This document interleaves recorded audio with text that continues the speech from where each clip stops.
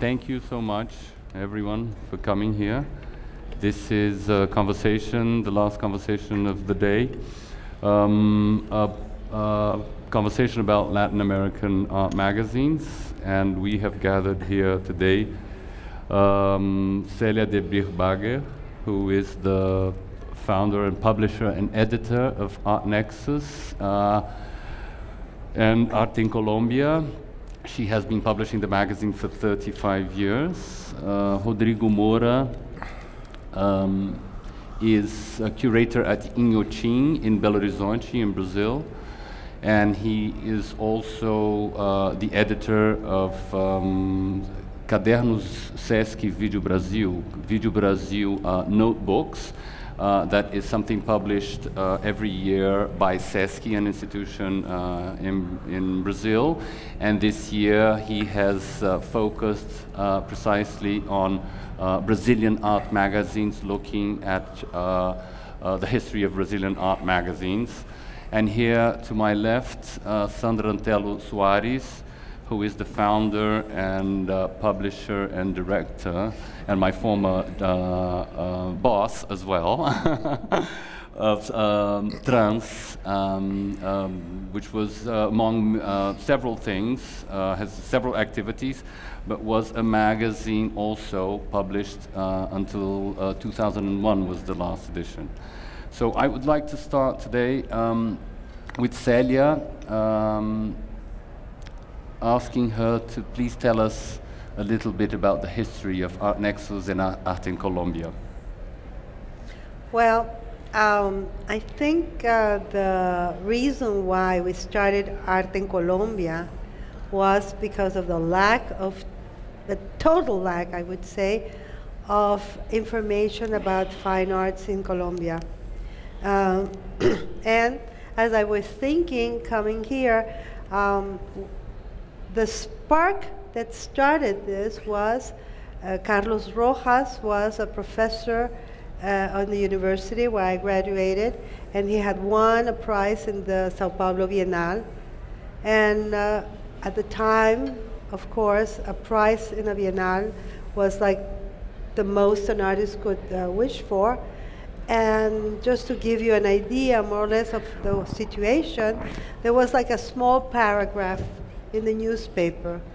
So I went to visit him, and he was working at the Colcultura, which was a department of Ministry of Education, and I told him, if there's no art magazine, nobody's going to ever know about what's happening in the art world. And he backfired and says, you can do the magazine. And I said, you're crazy, I cannot do the magazine. And the story haunted me for about 6 months, and then one day I says, okay, we're going to do it. And that's how it started. It was really a need, a desperate need of communication. But as we thought the magazine, and I started the magazine with my art history professor, which was my friend, and we thought that there was also such a lack of information about what was going on in the rest of Latin America. We're talking here we started the idea on 75, and a lot of the people that are here are very young to realize, but there was no internet, not even fax. We communicated by something that was called mail, you know. Not even airmail, some areas. And when you thought of cities like Mexico or Caracas, and you talk about mail there, the mail never got there. No. So it was a very different situation. Now I think it's totally the contrary. Now we're overwhelmed with information. But at the time, and then we thought how important it was also to know about what's going on in the rest of Latin America. So as we requested information on Latin America, the magazine started traveling, because they would ask us, please send us the magazine, and we would send the magazine, and we would get subscriptions, and that's how, little by little, Art in Colombia became a Latin American publication, more for the need that we needed in Colombia of information.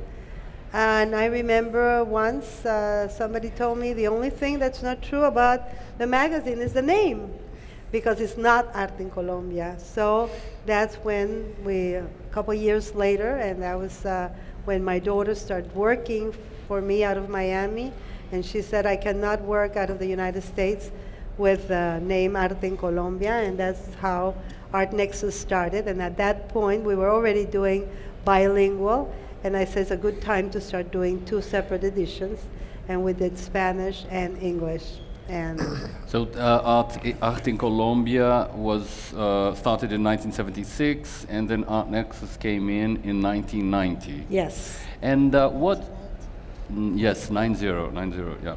So what are some of the challenges, I think? I mean, we've seen many interesting art magazines appear and disappear, unfortunately, in Latin America, but of course ArtNexus is the one that has been going on for such a long time. And some of the challenges that we face, of course, is not only sustainability, but also distribution, distribution in and of itself. Could you talk a little bit about those issues and how you see these things unfolding over the years? First of all, the magazine was never planned to be a business. And I suppose that I had recently graduated as a fine art student, like you did. And I thought I was going to be a sculptor. And for me, the university was very hard work because I was already married with children. So for me, continuing in the magazine was like continuing the work in the university, which was always very hard work. And for me, it was like another project, like the projects you do for the university. So I kept on always working in that sense. And honestly, I thought that, oh, in a couple of years, somebody else will take care of the magazine. But nobody wanted to take care of the magazine, so I had to continue. And I think I always had to kind of find different possibilities of financing the magazine. Like, the magazine itself was never self-sufficient, especially at the beginning. And even today, it's difficult to convince the galleries and to advertise. I think people assume that if you publish the article, that's our reward, not their reward, but our reward. And we're profiting from the information we're giving. But fortunately, I think the biggest support the magazine has had through the years are the artists. I know so many artists that request when they exhibit to advertise. Some of them even, it's like they put a condition. Okay, I will make an exhibition, but I want an ad in the magazine. And I think those ads have really helped. And also, we've been very lucky to have important institutions supporting the magazine, which has made it possible. What is the circulation of the magazine today? How did it evolve over the years? What's the distribution? It's actually, in fact, I think even today it's difficult to find in Brazil. Yes. Something like that, yes. Which is well, quite, yeah. We print with the 3 issues. We do 3 issues. Art in Colombia, which I insisted on keeping because that was like the original project, and I still think it's very important for Colombia. ArtNexus in Spanish and ArtNexus in English. And the 3 editions, we do 25,000. Altogether? Altogether. But one of the policies I started very early was, when you sell a magazine and you distribute it, you have to pay for transportation, and the distributor takes between 50 and 60%. So by the end of the day, you might not even get money out of the distribution. So I went for the first time to ARCO 30 years ago, and for me it was a fascinating experience. It was to be confronted with the public, and I became a great fan of the fairs, and I made the decision to give away the magazine. I thought it was a much better business and much better to give the magazine away. And we do have a lot of fairs, and then directly to collectors. I just I meet collectors. They want the magazine. they get a free magazine, and they get it free. But so if one, in terms of wider distribution for the wider public, where can one okay, we have find distribution in Colombia, we have distribution in the United States. We used to have distribution in Mexico, but that's not over. And then we have, like, in every single country, we have at least 1 or 2 places where we sell the magazine.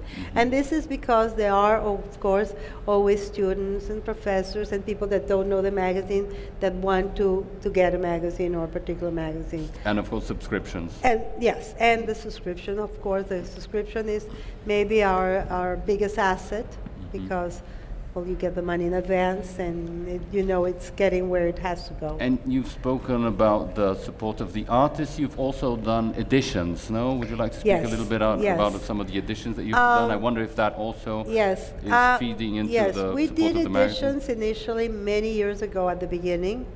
Actually, the first editions we did was, the idea behind it was because I was getting a lot of support from institutions in Colombia, and I wanted to, like, give them a end of the year gift, and I thought the editions was a good idea, but then I didn't have means of distributing. You know, it was very difficult to sell. And then most recently we started again doing the editions, because now we have the fairs, and we know more about it, and the artists are very willing to support the magazine through the editions, and it has been a very big help. You know, I cannot produce as many editions as I would like, and I have talked to many artists that are very willing to support the magazine, but it's also a matter of doing those editions in a very, very high quality and being able to sell them. So. And how many have you done, or do you do a number of them every year, or what some of the artists perhaps that you could mention, or some of the editions that you've done with them? With one artist that we've been very successful, and we've done small editions, is Dario Escobar. This is the 3rd edition we do with him, and with objects. We did. Well, I'm trying to think. It's not a program that you do once a year. It's just something that you've done a number of times. We do. I wish I could do at least 4 a year, but I'm never in a hurry. For me, the important thing is to do it very well. And so if I do 3 a year, it's fine. If I do 1 a year, it's also fine. You know, it just depends on the capacity that we can work together with the artist and with whoever is producing it. I should say also that I'm a contributor, or have contributed several times with ArtNexus as well. I was editor in charge of Brazilian commissions from 2001 through 2007. And we're also, this is also a chance to launch this book that we've done together with ArtNexus, with selections of Brazilian articles and reviews that have been published over the last 35 years. There are a number of books over there afterwards for you to look at, and there'll be some distribution of that. And we can later talk about this a little more, but I'd like to ask Rodrigo Moura to speak about his research for the Sesc Video Brasil notebooks. The issue, or the volume, is called A Revista, which is the magazine, right? Or the review, right? Or the review, yeah. Okay, so first of all, it's a big honor to be with you, because I was contributed to ArtNexus for many years, and you were my editor, and Trans was a very inspirational project for this project, so it's great to be with you guys. So I was invited a year ago by Solange Farkas from Video Brasil. She's the curator of Video Brasil, and one of the projects they have together with Sesc in São Paulo, it's a yearly publication called Cadernos, notebooks, to which they invite every year a different guest editor to create a new editorial project for this publication, which means they have a fixed format, but they don't have a predetermined editorial concept or project. So they have a number of pages, they have the format, but they don't have an editorial project beforehand. And this is a carte blanche to each editor they invite every year. So I was really interested in this format of guest editing, and they usually invite curators. So I was thinking of this ephemeral quality of their project, which is an editorial project that only lasts 1 year and 1 issue. And of course, this is a very interesting aspect of the magazines, which is the duration of how much they are into circulation. Of course, your project is an exception amongst many others. Like in Brazil, many of the art magazines that were published only circulated for a few number of years. So thinking about all this, I proposed to make a magazine that was a combination of two access to different things. One is to republish, to reproduce pages from magazines out of circulation from the Brazilian context. And the other thing was invite artists to contribute in the pages of the magazine with new projects. So that's why trans was so important, because this is something you guys have done there. And of course, this it's related to a tradition of conceptual art in the North American context, magazines like Avalanche or Aspen or and some of the magazines that you looked at, can you tell us some of the magazines? So mostly Brazilian magazines? Yeah, or so only Brazilian magazines. Brazilian magazines, yeah. So this is what was, when I started to look at and I started to do the research, I realized this is such a fragmented history, no? You don't have a source book, or you don't have many libraries that have the complete issues of the magazine, so I started to buy them myself, to go to second-hand bookshops and to buy used issues of these magazines. And sometimes I would buy them for even $1 or something, because it's really dispersed. And it's something that to which history people doesn't care much. So it's a combination. I have some more static references, like literary magazines from the 20s. A Revista, for instance, was a modernist magazine from which title I appropriated to my own publication. But I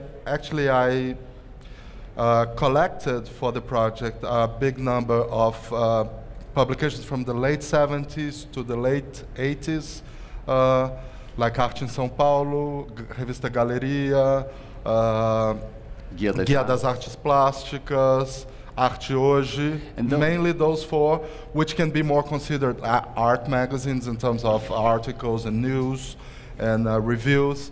And so I republished a few pages of, I reprinted a few pages of those, and it's very interesting because you don't find in the editorial market in Brazil any longer this number and this quality of magazines dealing with the art circuit. So in a way, our art circuit improved so much in the last years, but the information about it didn't improve in the same capacity or rhythm.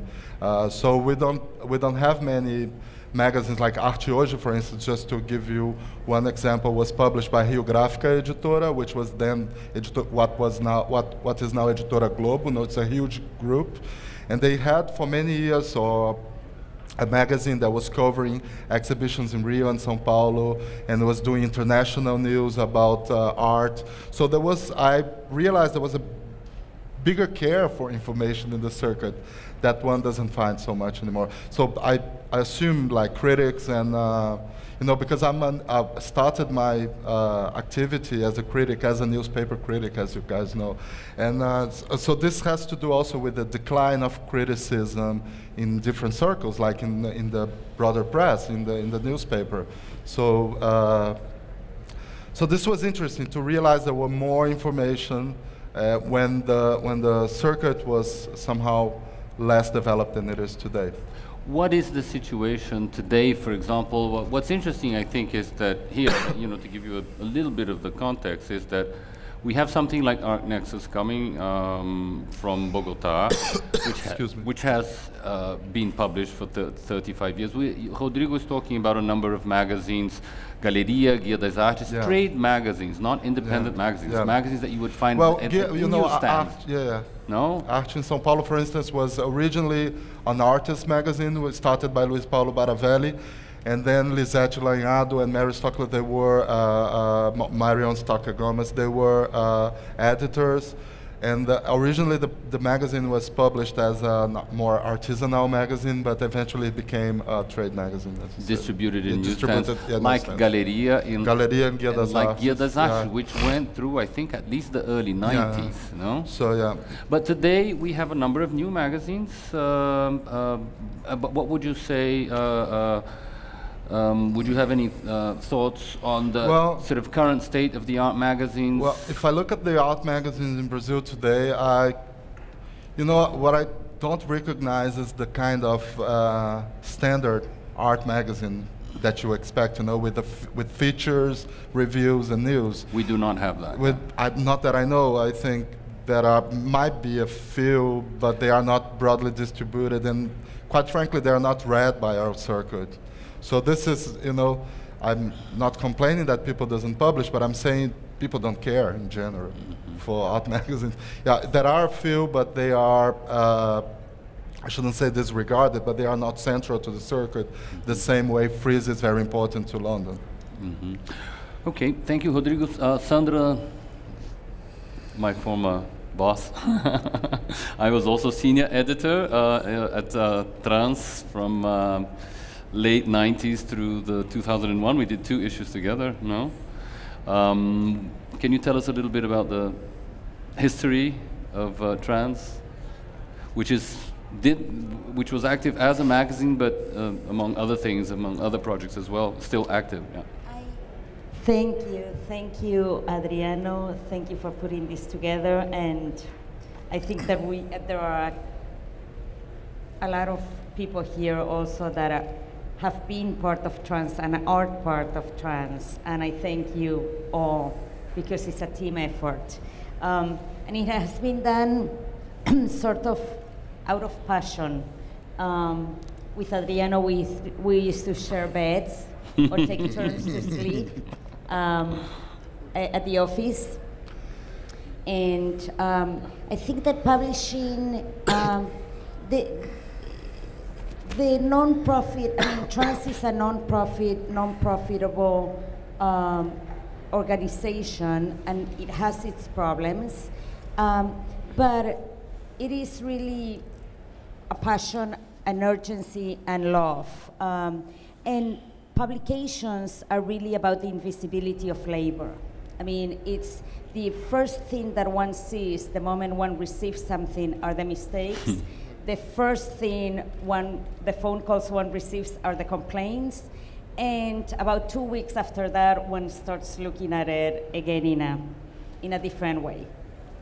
But looking at Trans, which it's a non-profit organization with a fluid approach to providing a platform for cultural debate, and really for engagement in cultural productions.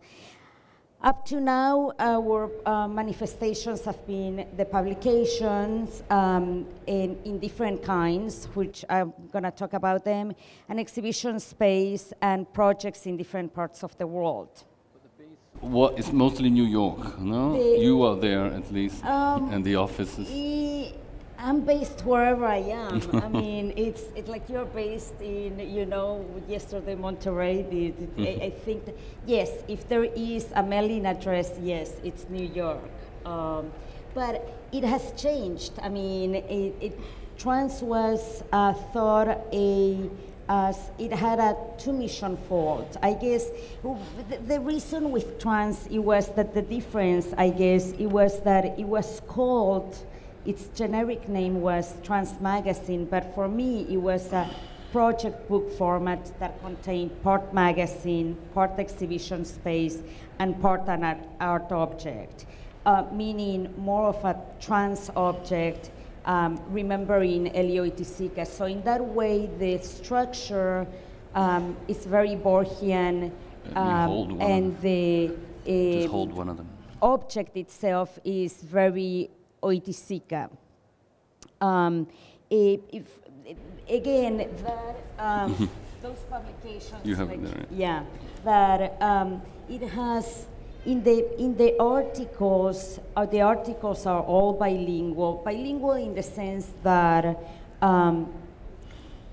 they are published in the language in which they were written and translated to the three main languages of trans, which is English, Spanish, and Portuguese, as being the three primary languages of the Americas. Thinking of, you know, something that created, you know, a lot of costs, the coexistence of things, the orthodoxy that trans had in all of its parameters, maybe made it financially, and also my way of thinking, financially not viable, because, you know, you sell a publication for $4 to a distributor, and I go to fundraise a dinner, and I'm supposed to be taking something to a collector's home that I'm gonna be asking him for dinner, for money, and I go in Cologne and ask Walter Koenig, excuse me, can I buy a trans? I have run out of them, and this was $2,000. And they are unique. I mean, they are beautiful. They are eatable. They are. This one, for example, had a project of Paul McCarthy with the chewing gum, no? Yeah, and actually, what I would love to do is if you guys, because for me, actually, publications and culture, it's all about, more about the experience, life experience, and eating it, living it, smelling it, it's very important. So in this one there are, I'm sorry we cannot chew the gum anymore. And because I ate a lot of it. But and it's now 10 years old, no? The chewing gum. And it's 10 years old, so I'm liable. So here there are some copies, and it has some white pages. You guys can pass it.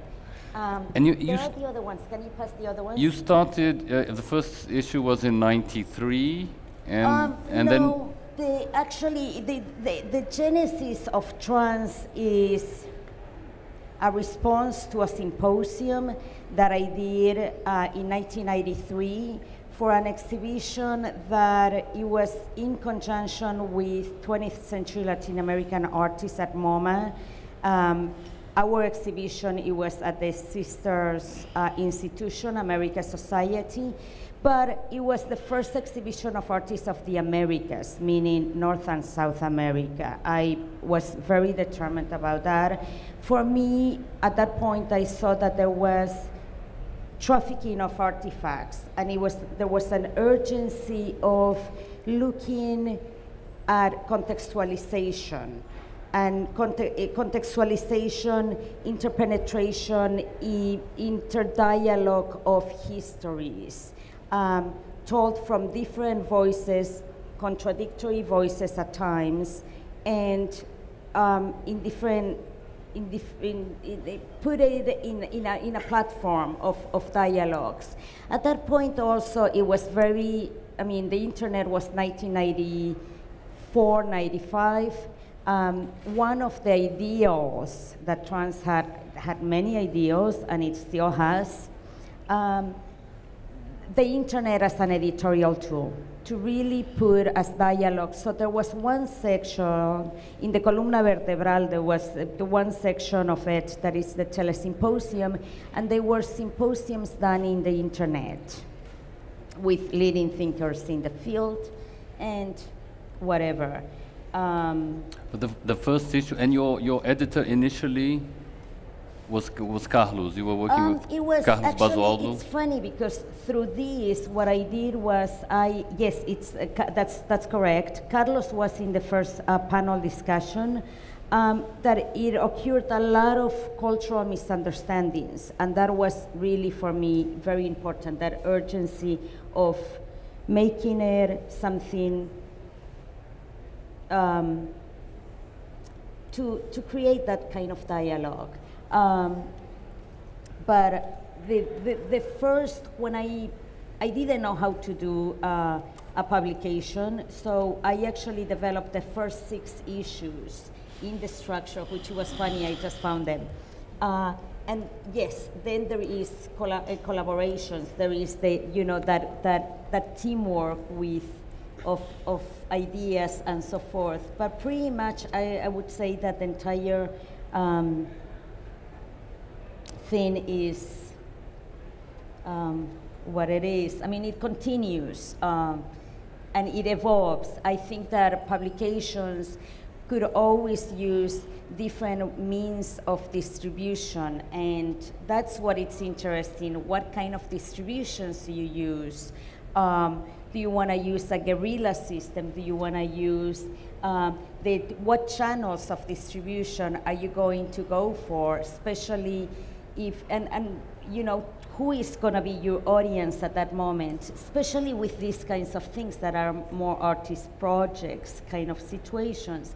But a magazine with a front, back, and you know, it's a different situation, I think. Can you tell us a little bit? I mean, I think what was very special and quite singular about Trans, beyond the sort of editorial scope of the project, were the artist projects. No, we're looking here at the project of Paul McCarthy, the Santa Claus printed on the chewing gum. Could you tell us a little bit? I mean, I remember several different projects like this. No, can you tell us a little bit about some of those? Give some concrete examples so people who might not be familiar with the magazine know what kind of projects. I mean, the difficulty that all entailed. No, come on, we would cry or we would laugh. I think that it was really about a learning experience, and it was an evolving experience. And I think that with every project that happens, the moment that you start understanding something, you start pushing the limits and start really making it in such a way that, you know, let's see how far it goes. I had, actually I had a conversation with Rodrigo about his publication. He said, would you like to publish the editorials? And I said, no, the first one, it's actually, it encompasses absolutely everything. And it was a trans object, because I needed it to be an exhibition space. And I would ask, you know, I would go to Ernesto and say, Ernesto, please, can you do your dream project? And at that point, we were still constrained, I think, within the printed format. Then I started finding and saying, okay, what about if we print on chewing gum? What about if we print pages mail on, you know, what about if it's more of an eating performance magazine? To make it a little bit perverse also, that you're eating up the culture, that you're eating up this situation.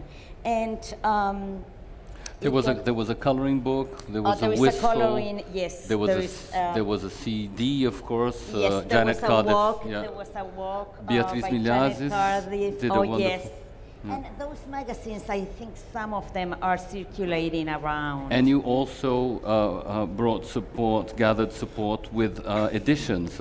Some of the artists have done editions, such as Gabriel Orozco and Ernesto Neto, Beatriz Milhazes, Adriana Varejão. That's exactly, well, I mean, being a non-profit organization, it was a taboo to sell editions at that point and to participate in art fairs. So here I am, don't know anything about business, you know, but we're participating in the art fairs, selling these editions. The editions were always very small in numbers, sometimes unique, and you know, would sell for $900, and then in auction have gone for $40,000. But that's the beauty of the game. It proved to be a sound investment. So thank you, Sandra. We have a little bit of time still left, and I would like to open up for questions at this point. Adriano, I would like to also mention, I'm sorry, I think most people here know about ArtNexus, but we have a couple of issues. If anybody would like to pick up a copy of the most recent There's issue. copies of all the publications, I mean many of the publications that we're talking about. Some of them are actually available there. So, but I would like to open for questions. If we have one over here, please. Yes. Would you like to use the microphone actually, please? Because it's We're being recorded. Okay. Yeah. My name is Antonio Rodriguez, and this question is for Celia. Celia, I will let you know about the future. Where do you see the magazine in 5 or 10 years from now on? That's a very good question, and that's a question that I have asked myself. I have created a foundation, and the first idea of the foundation was to create a documentation center, which, by the way, you were one of the first ones to help me with it. And right now, it's running, and probably in 1 or 2 weeks, it will be available on the internet. We have 13,700 books and catalogs already classified. And then starting from that foundation, we've been running the internet, artnexus.com, for already 10 years, and I don't think it's ever going to be profitable. So little by little, I will get both the internet, and who knows, maybe eventually the magazine also will become part of the foundation, and that would probably be the way of this project to survive in the long term.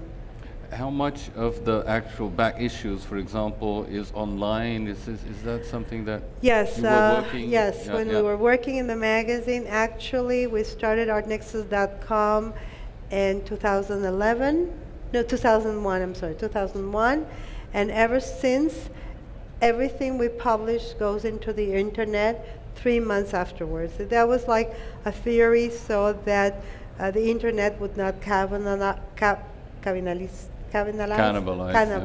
You're expert in cannibalizations. The magazine, but it's strange. After 11 years, and I think we were one of the very first internet sites in Latin America. After 11 years, and with all the booming of the internet, people still like the magazine, and the magazine still is the one that's supporting the internet.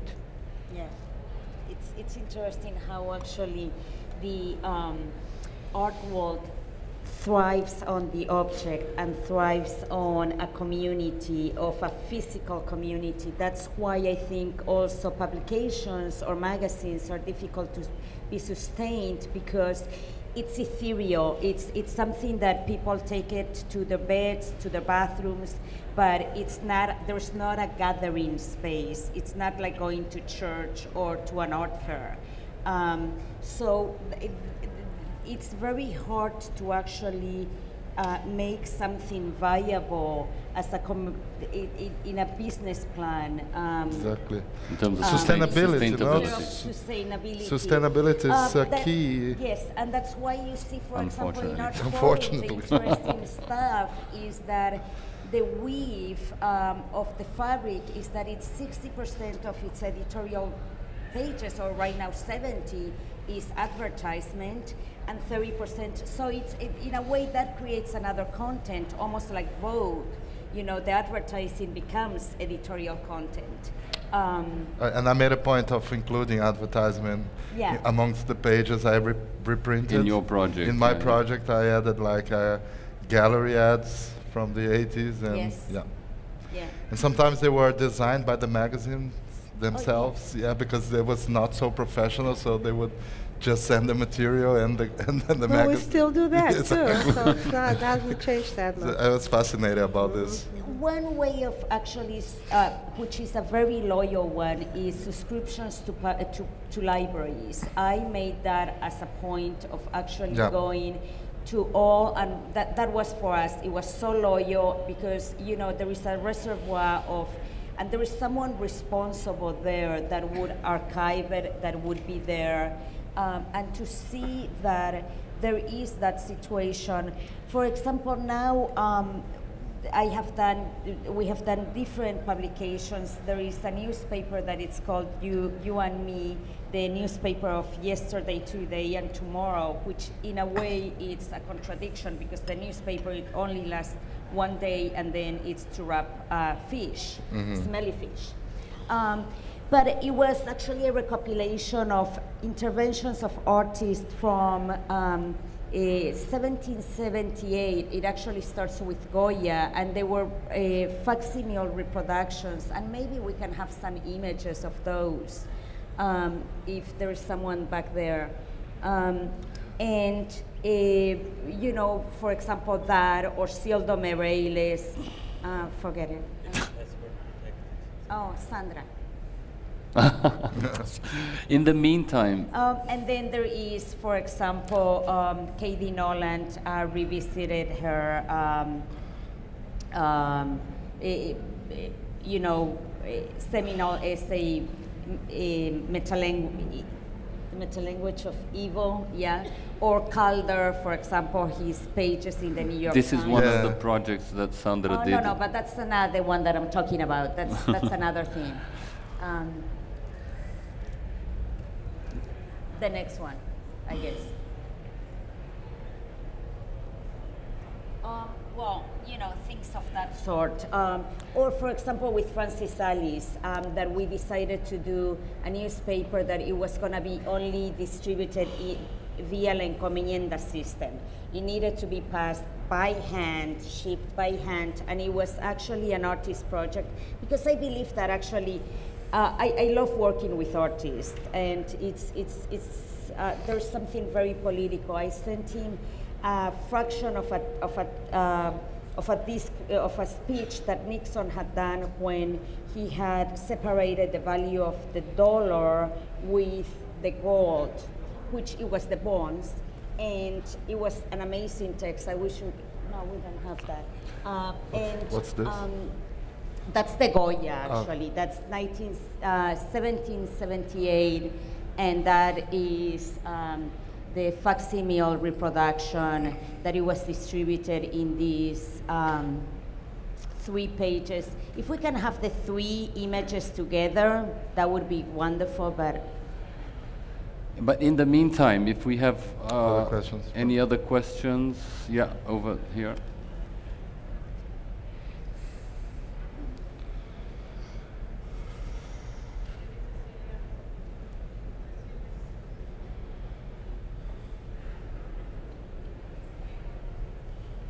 No. There's a microphone here. Do you want to use this one? No, she's gonna. No, let's see what's. You sure? Yeah. Yeah. Here we go.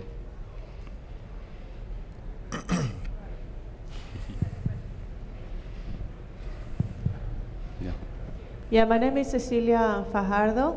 I just wanted to ask you, because I'm always thinking of how Latin American art is viewed in the wider context. And a magazine, for example, like ArtNexus or Arte al Dia, magazines which are specialized, as it were, I don't really want to compare them to something like Art Forum or so forth, but in terms of the distribution, reception, what is the reception in the wider arena? So is it viewed as a specialized magazine for the people who are interested in Latin American art, or is it distributed as an art magazine, let's say as Art Forum? I mean, I'm just asking about reception.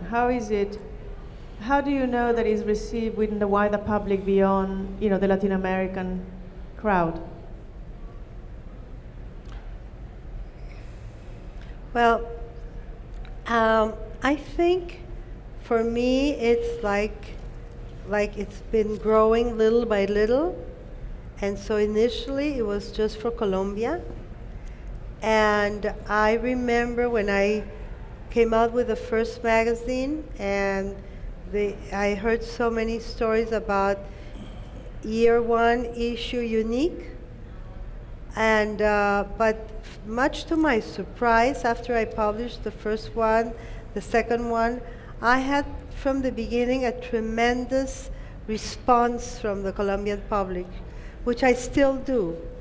And my subscriber number one is still the same subscriber, which is, he now lives in Chile, and he still, renews his subscription. This is so great. Yes, I think I've had a very loyal crowd. I think one of my first ideas of doing the magazine was to make it accessible to the public. I didn't want very complicated text. I wanted the white public to be able to read it and to understand it. And I think that could be one of the reasons why it was successful. Another one is that I always try to make it very broad, not just focus on one subject, but it was like a very broad type of information, and we still do. When we work the contents of the next issue, we're always thinking of making an article on a Cuban artist, and maybe from a younger artist and from an older. And we have introduced now design, and many years ago we used to publish a lot about architecture. So it was always within the arts, but always thinking of a broader public. And then when I started giving it away actually to collectors, it started in Puerto Rico, because I had very difficult, there was a lot of collectors in Puerto Rico. They were very, that I knew, and they couldn't get the magazine, and I couldn't get a point to sell it in Puerto Rico. And I just decided, why bother so much? I'm just going to send it. There are 15 good collectors in Puerto Rico. Well, let's ship 15 magazines to Puerto Rico.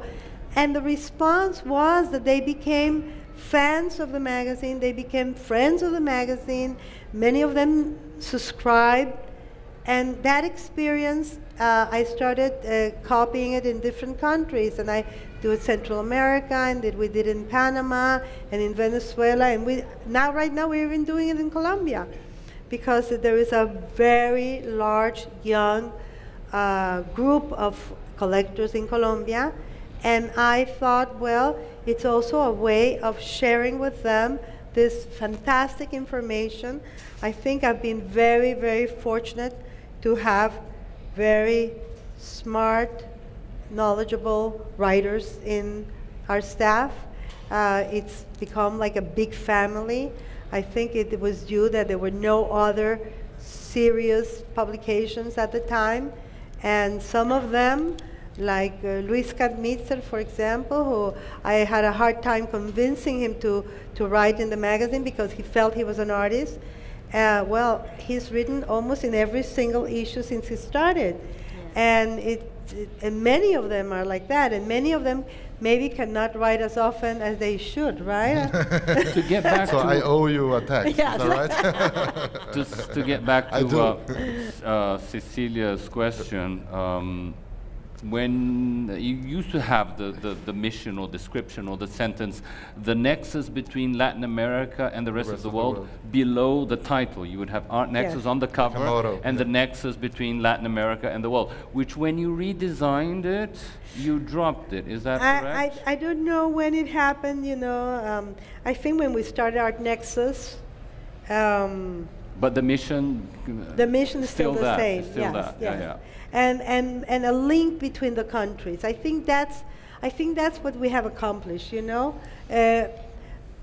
Sometimes one of my great pleasures is when I meet people that have been reading the magazine, and I find that we share a certain knowledge together, and sometimes I meet people that don't know the magazine, and I think there is like a vacío, like there's a certain, they're missing some information. And I think our magazine has been about that, about information, about letting people know. And it doesn't matter what level, if it's a student, if it's a professor, if it's a collector, if it's a gallerist. To me, if they want the magazine, they get it, and I don't care if it's in the States or it's in wherever. Even for example, Cuenca, there is the Bienal de Cuenca, And you don't know how difficult it is to get the magazines to Cuenca? Well, I think we have like 10 subscribers in Cuenca, and they get it. You know, we curry them. It doesn't matter if we lose money, but if they want it, they get it. Well, I think we would have time for one additional question. Otherwise, we are already past our... We have to talk about the book, right? Yeah. Let's see. Well, yes, we're also... which has fruitified everything she was saying. Yes. It's materialized in the book, no? We in a also, very today we're launching way. the book that's... Can I make a question for you, Mr. Editor? So do you have all the reviews of the São Paulo Biennials during the years of the book? We have all the reviews of the São Paulo Biennial. All the São we Paulo have one Biennial. Sheila Lerner article that did not make it into the final selection, but all the reviews, that was one. This is the book that we're also sort of launching today is a selection that I was invited to select a number of articles and reviews somehow related to Brazilian contemporary art that were published in ArtNexus. These are 9 of the several covers of the dedicated to Brazilian art and to Brazilian artists in the past 35 years. And yes, all the Bienal de São Paulo reviews, some of the last 3 editions of the Mercosul Biennial are there. Well, not the last one, because that has not made it into... Time. But I think there's another question. The audience. Somewhere over here. Maybe not. Pablo Leon de la Barra perhaps would like to speak a little bit about his own self-published and... As a self-publisher, I mean, I know the effort that publishing means, so I think this is a congratulation to everybody that's involved in the act of publishing. Pablo Leon de la Barra publishes Pablo magazine, which has been published since? Maybe 2003. Yeah, how many issues so far? Like 14, 15. Wow. Out of London, including one commissioned by Adriano, but that's... why also I'm involved in all of them. But, congratulate you. I mean, the Video Brasil Quaderno is beautiful. The Celia's putting history together with Adriano is beautiful. And the work that you were doing with Trans was also very influential to many of us. So I guess the question is, how do we imagine the magazines of the future? What kind of, it's a quick question maybe for each one of you. How do you imagine the magazine in the future from the way that each one of you has rethought the magazine? I want to share an experience. 3 weeks ago, just before starting the book, I did a symposium in Colombia about preservation and conservation of new technologies. And we brought in specialists, and much to my surprise,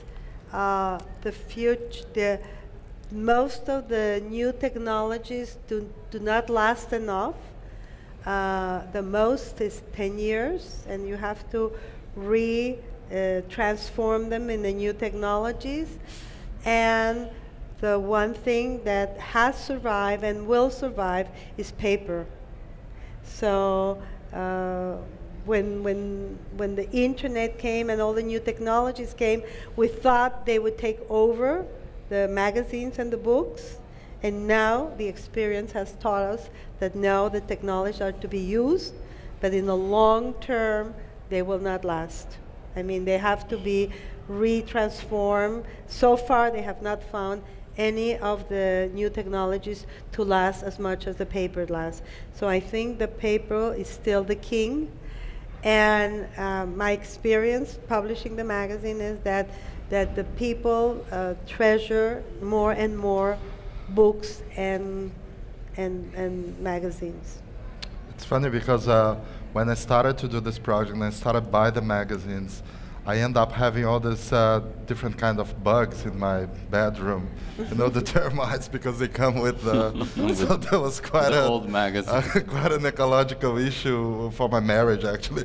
But anyway, I think, you know, there's been a lot of changes in readership in general, and the way how people relate to written information. It's a very changing one, to say the least.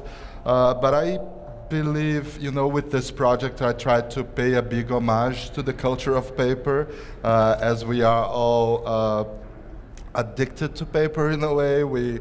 It's continues to pile up magazines. So what I tried, it was, because this was a magazine of the future 3 days ago when it was finally printed, but it was try to make a magazine out of all the magazine pages.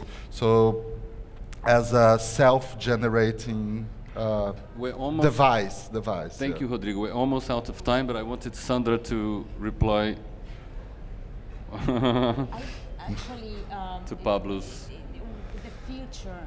I think that The the microphone. future is, for me, it's in the urgency, and actually in that urgency, as there was with, you know, when I finished the symposium at America Society, I'm ready to say that there is gonna be some other kinds of publications that you're gonna see with trans coming up soon. Before we finish, I want to just thank very much Apex and ABAC for supporting this project of editing the first luxury anthological book of ArtNexus.